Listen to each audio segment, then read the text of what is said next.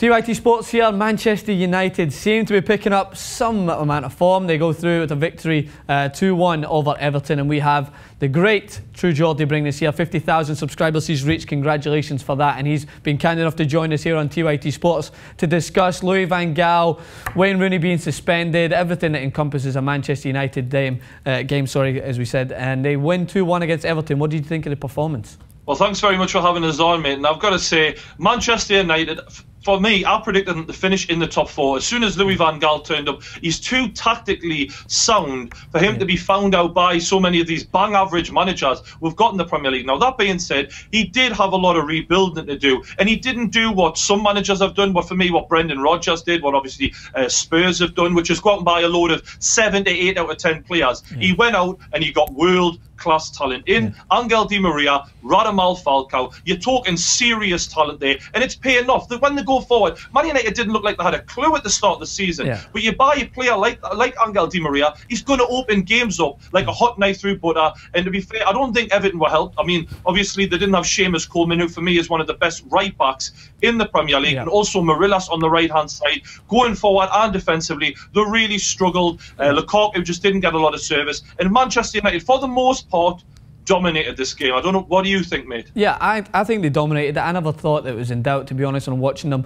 And as I said previously on the tactics video, when you don't have Wayne Rooney in there, what you're going to have is a Juan Mata, who, although he does pitch in with goals, he likes to try and spread the wealth, and he does a good job of finding these little pockets like a David Silva and spreading it out. So what he did for Falcao's goal is he finds this little pocket and he just knocks it off to the side, who Di Maria, who's coming on. And I don't know whether Di Maria's meaning this or not, but this is like the third or fourth time he's having this short cross that's rattling it across the ground in a dangerous area right in the box, and then Falcao, using that striker's instinct to his, reads the play going across and he goes in and finishes it. As I said, Di Maria, I mean, you can never doubt him. He's world class. I think he knows what he's doing. He's either, if it goes on target, great. If it doesn't, it's in that dangerous area. It's going in with speed, and it's going to have someone on the end of it. So I think, as you said, absolutely on point.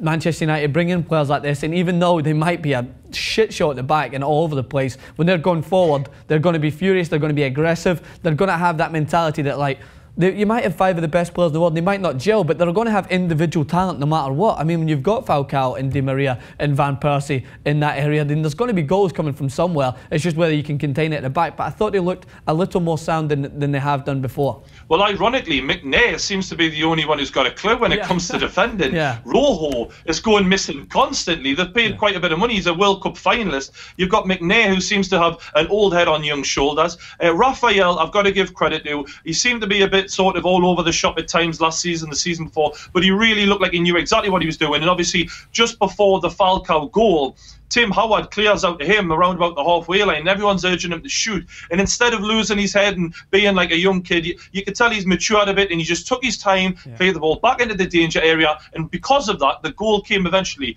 Luke Shaw, on the other hand, he was at fault, obviously, give the penalty away, and then when Naismith scored, Luke Shaw was the man who should have been picking him up. So, although offensively he had a lot of joy, obviously, as I said, Everton on the right side, very weak, Luke Shaw bombing down the left-hand side, but defensively, he still needs to improve, and I think Louis Van Gaal knows it. Yeah, absolutely, and I was going to touch on Raphael. That's what I spoke about, again, talking about Manchester United previously, is that when you've got so many guys going forward, like your Di Marias and your Matas, imagine you being a defender in the Premier League and you're thinking, who am I going to pick up? I've got Falcao, Van Persie, Di Maria, Mata. Like, who am I going to pick up in this box? So then that will leave room for your Raphaels to wander. You know how effective the fullback is these days. And in the Premier League, you have that tough balance, because if you get caught so far up the field, like your Monreals and guys like that were doing for Arsenal, you can get punished when you don't have enough cover in the back. So just like Arsenal, when they were playing Ozil on the left and Monreal pushing up, they got punished by the likes of Everton because they had counter-attacked. But Manchester United now, is they have that balance, they have a little more structure about them, and because they've got so much attacking ability and their teams don't know who to pick up, and that will leave room for, you said, Raphael. He set up Van Persie for his goal in the previous week, and now he scored. He played a part in this goal from a similar idea. He's picking the ball up in dangerous areas,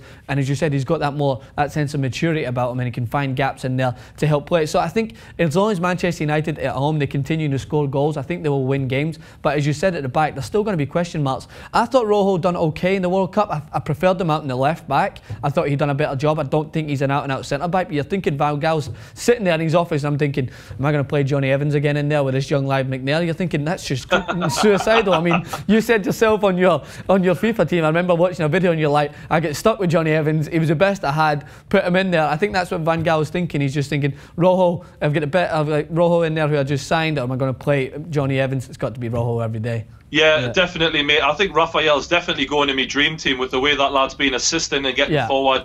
He is looking better at the back. And one player I've definitely got to give a lot of credit to is David De Gea, who really, well, when he didn't have a lot of things to do in this game, when he did get called upon, he was absolutely fucking brilliant. Yeah. Obviously, the penalty save, he made 2 killer saves right at the end of the game. If he doesn't make those saves, it's 2-2, and the pressure is right back on Louis Van Gaal. So credit to him, and I think that's given Man United a lot of confidence. Now they're in the top 4. They've obviously leapfrogged Arsenal and Liverpool. Yeah. That's the first time they've even looked like being better than those 2 teams in a long time. Yeah. And I'm really looking forward to seeing Man United take those 2 teams on and see where they come out.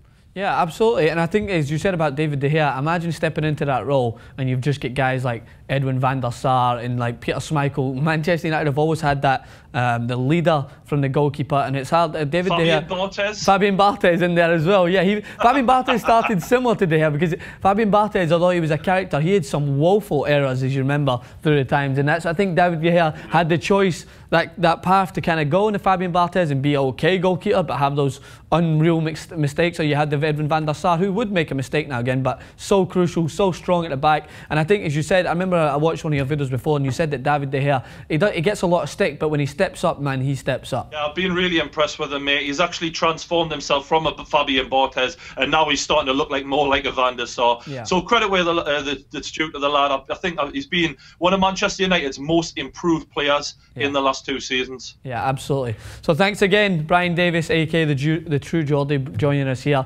TYTSports bringing you this segment every Monday. We're really looking forward to it. Make sure to tune in, subscribe to the True Geordie, and also subscribe to TYTSports here for more of this action. Thanks again.